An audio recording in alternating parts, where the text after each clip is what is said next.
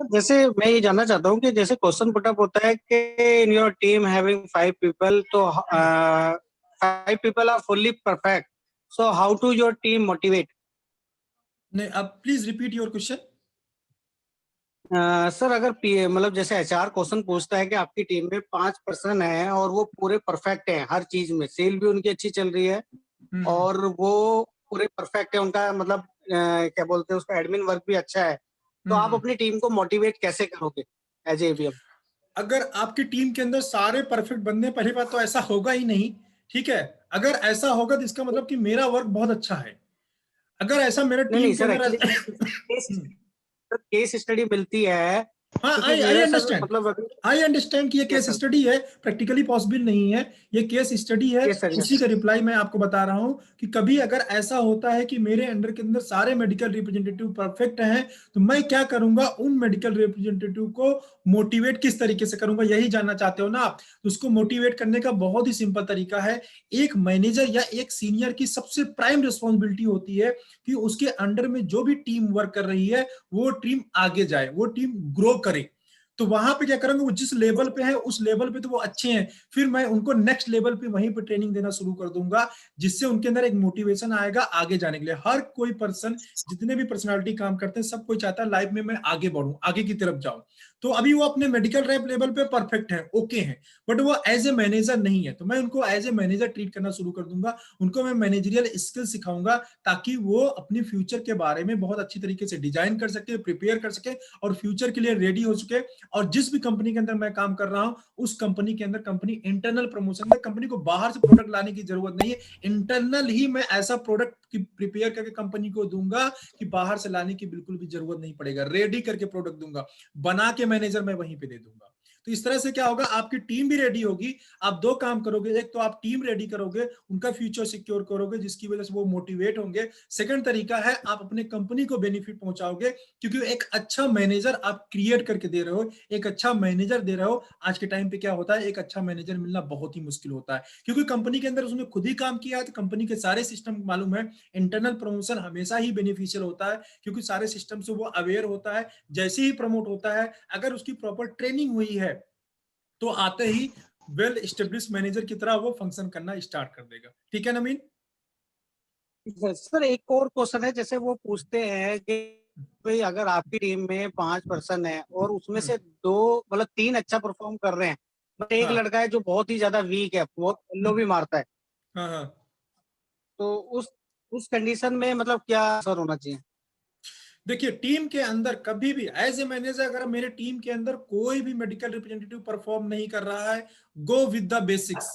Basics करने में ना सबकी हालत खराब हो जाती है। तो अगर कोई परफॉर्म नहीं कर रहा है, कोई फोन नहीं उठा रहा है, तो उसके लिए हम सिंपल सी बात है, बेसिक रूल्स को अपनाएंगे, बेसिक पे चले जाएंगे। डेली उससे सुबह का प्लानिंग हम लेंगे, शाम की कितना कॉल किया, क्या पूरे दिन की एक्टिविटीज रही वो, अब प्लस उसको डिफरेंट डिफरेंट जो कंपनी की एक्टिविटीज आ रही होंगी वो, प्लस अब खुद से हम छोटे छोटे टास्क बना के उसको देंगे। अगर वो इन टास्क को कंप्लीट करता है तो बहुत अच्छी बात है, अगर वो इन टास्क को नहीं कंप्लीट करना करता है, तो मैं उसको नमस्ते कर दूंगा। ठीक है। लेकिन ये नमस्ते वाला जो आता है, ये बहुत बाद में आता है। पहले उसको हम पूरी तरीके से रिट्राइव करने की कोशिश करते हैं, बार बार उसको मौका देते हैं कि वो चीजों को सीख जाए, वो चीजों को लर्न कर जाए, चीजों को इंप्रूव कर जाए। कि अगर बेसिक पे आपने डाल दिया किसी भी मेडिकल रैप को, अगर बेसिक पे वो परफॉर्म करके ऊपर नहीं आया, इसलिए सीधी सिंपल सी बात है, वो शो करता है कि उसके अंदर काम करने की कैपेबिलिटी नहीं है, उसके जो डेडिकेशन है काम में, वो डेडिकेशन नहीं। क्योंकि अगर बेसिक पे डालने के बाद कोई भी आदमी इंप्रूव नहीं करता है, ये सिंपल सी बात है, उसके अंदर कोई डेडिकेशन नहीं रह गया, अब वो बंदा फिर जाएगा कंपनी से। तो इस आपको मैंने बेसिक से सिंपल सी स्टेप्स बताए, आपको इसमें बहुत सारी चीजें स्टेप्स ऐड कर सकते हो। जो भी कंपनी के अंदर आपके प्रोसेस होते हैं, उस कंपनी के जब आप किसी को अपने सीनियर को मतलब इंटरव्यू में बता रहे होंगे, तो आपको क्या करना है, डिफरेंट डिफरेंट स्टेप्स ऐड कर देने हैं। जैसे कि मैं उसको बेसिक कॉल पे सुबह प्लान लूंगा, शाम को कितना एक्टिविटी किया मैं वो ले लूंगा। ठीक है। उसको कुछ कोर डॉक्टर विजिट करने के दूंगा, जब ज्वाइंट वर्किंग में जाऊंगा मैं कोर डॉक्टर को ऑब्जर्व करूंगा। अगर ब्रांड प्रमोशन जो मेरे फोकस ब्रांड है उसके पीसीपीएम को चेक करूंगा, उससे मैं इंसेंटिव पूछूंगा, इंसेंटिव प्लान क्या है, क्या उसको इंसेंटिव प्लान पता है या इंसेंटिव प्लान नहीं पता है। अगर वो ये एक रीजन भी मैं फाइंड आउट करने की कोशिश करूंगा। ऐसा तो नहीं है, देखो कई बार क्या होता है कि मेडिकल रिप्रेजेंटेटिव इसलिए काम नहीं करता है कि वो कंपनी के जो प्रोसेस है उस प्रोसेस के ऊपर ट्रस्ट नहीं करता है। अंडरस्टैंड। वो इसलिए नहीं काम करता। कई बार ऐसा होता है, मैं अपने खुद का भी एक एग्जांपल शेयर करूं, मुझे अपने मेडिकल रिप्रेजेंटेटिव को, क्योंकि एज ए मैनेजर मेरा जो कस्टमर है वो मेडिकल रिप्रेजेंटेटिव है, तो मेडिकल रिप्रेजेंटेटिव अगर कन्विंस नहीं है मेरी बातों से, तो कभी भी वो फील्ड के अंदर जाके अपने कस्टमर को कन्विंस नहीं कर पाएगा। मुझे अपने मेडिकल रैप को कन्विंस करने में 4 मंथ लग गया था न्यूट्रास्यूटिकल प्रोडक्ट को सेल करने के लिए, कि ये न्यूट्रास्यूटिकल प्रोडक्ट सेल कर सकता है, ठीक है, सेल होता है, अच्छी सेल जनरेट कर सकता है। तो अगर ऐसा कोई मेडिकल रैप आपको, जैसे हमने बताया कि पुअर कैटेगरी का, तो वहां हम आइडेंटिफाई करने की भी कोशिश करेंगे, कहीं ऐसा तो नहीं इसको जो कंपनी का सिस्टम है, कौन सी कंपनी का कॉन्सेप्ट है, उससे वो एक्सेप्ट ही नहीं कर रहा, वो उसका सिस्टम जो है माइंड है उसको एक्सेप्ट नहीं कर रहा। तो हमारी पहली रिस्पॉन्सिबिलिटी वहां पे बन जाती है, उसको किसी तरीके से मैं कन्विंस करूं, उसके साथ में जब ज्वाइंट वर्किंग हो तो उसको मैं करके दिखाऊं, नई कंपनी ने जो सिस्टम बोला हुआ है उससे रिजल्ट आता है, उसको रिजल्ट ला के दिखाना पड़ेगा, जिससे उसका ट्रस्ट डेवलप होगा। और जब ट्रस्ट डेवलप होगा फिर आपको कुछ भी बोलने की जरूरत नहीं है, वो ऑटोमेटिकली दौड़ दौड़ के काम करेगा। मेरा मेडिकल रैप 4 महीने तक न्यूट्रास्यूटिकल प्रोडक्ट में जीरो था, और प्रेजेंट टाइम में फिर ऐसी सिचुएशन आ गई कि वो 80% सेल ही न्यूट्रास्यूटिकल से करता था। दिस इज द, मतलब मैं बोलूंगा ये ट्रस्ट जो भी हमारा है ना, जो हमारा थिंकिंग है उसके ऊपर बहुत कुछ डिपेंड करता है, कि हम अगर कोई चीज को पॉजिटिवली ले रहे हैं तो हमारा बिहेवियर भी वैसे ही चेंज हो जाता है। हमारा ट्रस्ट अगर किसी चीज के ऊपर हो जाता है तो हम क्या करते हैं, ऑटोमेटिकली हमारे पूरे बॉडी के अंदर पॉजिटिव वाइब्स ऑटोमेटिकली आ जाती है, ठीक है। तो आपको ये दोनों चीज काउंसलिंग करके देखना पड़ेगा। पहला तो आपको चेक करना पड़ेगा कहीं ऐसा तो नहीं कॉन्सेप्ट का प्रॉब्लम है, वो नहीं समझ पा रहा है। दूसरा, क्या रियली उसके अंदर प्रॉब्लम है, जो रियली प्रॉब्लम है वो आपको जो मैंने टास्क बताया उस टास्क के थ्रू आप उसको सॉर्ट आउट कर सकते हैं, ठीक है। सर। और बाकी बताइए, सर एक और चीज नेक्स्ट क्वेश्चन। अपन एक चीज और पूछनी थी, जैसे कि मतलब इंटरव्यू के दौरान किस चीज पे बेसिकली मतलब ज्यादा कंसंट्रेट बनाना चाहिए, क्योंकि क्या होता है कि सर जैसे इंटरव्यू के टाइम पे तो क्या होता है कि 5 से 6 बंदे इंटरव्यूअर बैठे होते हैं, हाँ, बट जैसे एट टाइम के हमें मेजर किस पॉइंट को मतलब रूल आउट करके पहले से प्रिपेयर रखना चाहिए, कि वो आप पीसीपीएम या फिर अपनी ग्रोथ को लेके अपने, या फिर केस स्टडी को लेके, क्योंकि आप एज ए मैनेजर इंटरव्यू की बात कर रहे हैं, हाँ जी, हाँ जी सर। मैनेजर के इंटरव्यू के लिए।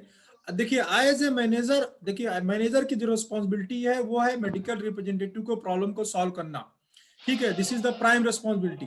पहली रिस्पॉन्सिबिलिटी तो वैसे अगर डेफिनेशन वाइज आए तो एज ए मैनेजर आपकी प्राइम रिस्पॉन्सिबिलिटी, आपसे पूछा जाए कि आपका वर्क क्या है, तो टारगेट अचीव करना है, ठीक है। As a medical, as a ABM हमारा प्राइम रिस्पॉन्सिबिलिटी टारगेट। लेकिन सेकंड है फील्ड के अंदर, मार्केट के अंदर प्रॉब्लम को सॉल्व करना। हमारा जो प्रॉब्लम सॉल्विंग एबिलिटी होनी चाहिए वो बहुत ही अच्छी होनी चाहिए, तभी हम as a medical rep, sorry as a ABM हम सक्सेसफुल हो पाएंगे। अगर हम प्रॉब्लम सॉर्ट आउट नहीं कर पाते हैं तो हम फेल हो जाएंगे। सेकंड, आज के जमाने की मैं बात करूं तो आपका एक्सेल या कंप्यूटर वर्क भी काफी स्ट्रांग होना चाहिए, ताकि आप मीटिंग प्रेजेंटेशन होना दे सके, ठीक है।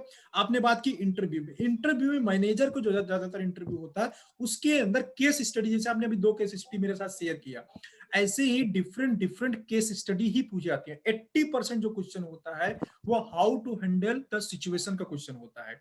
टेरिटरी को कैसे मैनेज करोगे, न्यू एरिया कैसे डेवलप करोगे, आप न्यू हेडक्वार्टर क्यों लॉन्च करोगे, कब लॉन्च करोगे, इस टाइप के बहुत सारे क्वेश्चंस आते हैं। तो आपको मेन फोकस जब आप इंटरव्यू के लिए जा रहे हैं तो इस तरह से आप बहुत सारे खुद से सोचिए कि कौन कौन से क्वेश्चन रेज हो सकते हैं, ठीक है। Please dear all, please mute yourself. सभी लोग अपने आप को म्यूट करके रखें, ताकि सभी लोग यार एक दूसरे की ना बातों को बहुत अच्छी तरीके से आप सुन सको। तो एज ए मैनेजर सबसे ज्यादा जो फोकस रहता है वो केस स्टडी पर रहता है। फिर सेकंड पार्ट आता है सर एक आपका नॉलेज। हाँ जी, हाँ जी सर। सेकंड एक ना पार्ट सर आता है आपने अपनी आपका वीडियो में, नॉलेज। बोलिए। एक सर आपने अपनी वीडियो में ना शेयर किया हुआ है, जैसे कि मतलब how to design your working with your team. Hmm तो उसमें सर जैसे अभी तक तो मैं यही सोचता था कि पहले जो लड़का वीक है उसके साथ ज्यादा वर्किंग प्लान करनी चाहिए, हम्म तो बट आपकी वीडियो में मैंने देखा कि उसमें आपने बताया कि जिसकी पीसीपी ज्यादा है आपको हम्म एलोकेट टाइमिंग जो है उसके साथ ज्यादा देनी चाहिए।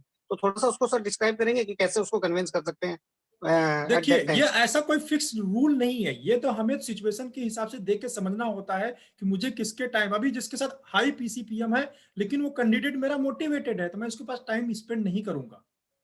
ऐसा कोई जरूरी नहीं है, इट्स अच्छा, totally depends upon the but sir जैसे candidate. During,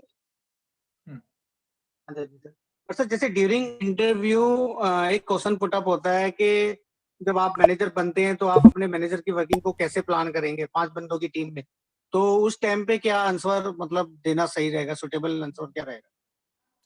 as a manager देखो, मैंने बोला कि prime responsibility as a manager क्या है, हमारा टारगेट अचीवमेंट करना है।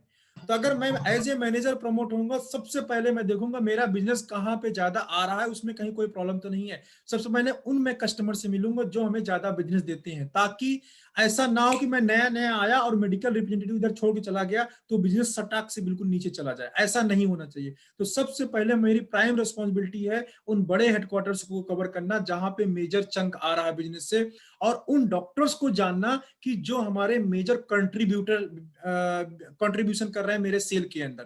पहली रिस्पॉन्सिबिलिटी ये होगी। मैं अपने वर्किंग को इसी तरीके से प्लान करूंगा कि जो सबसे अच्छा हेडक्वार्टर होगा, जिसपे सबसे ज्यादा सेल आ रही होगी, मैं सबसे पहले उसी हेडक्वार्टर पे जाके उसको ऑब्जर्व करूंगा और उसको अपने हाथ में लूंगा। क्योंकि अगर वो मेडिकल रिप्रेजेंटेटिव चला गया और मैं न्यू हूं, तो मैं उस हेडक्वार्टर के सेल को मैनेज नहीं कर पाऊंगा। जो छोटा सेल है, जो छोटा बेस वाला हेडक्वार्टर है, उसको तो हम मैनेज कर सकते हैं, या फिर हमें डेंट देगा, कितने देगा, 50,000 का 1 लाख का डेंट दे देगा। लेकिन अगर 5 लाख वाला मेडिकल रिप्रेजेंटेटिव छोड़ चला जाता है तो हमें बहुत बड़ा डेंट दे के जाएगा। इसलिए सबसे पहले रिस्पॉन्सिबिलिटी मेरी यही है कि मैं उस मेडिकल रैप को कैप्चर करूंगा और वहां के जो कस्टमर है या सेल है मैं अपने हाथ में रखूंगा।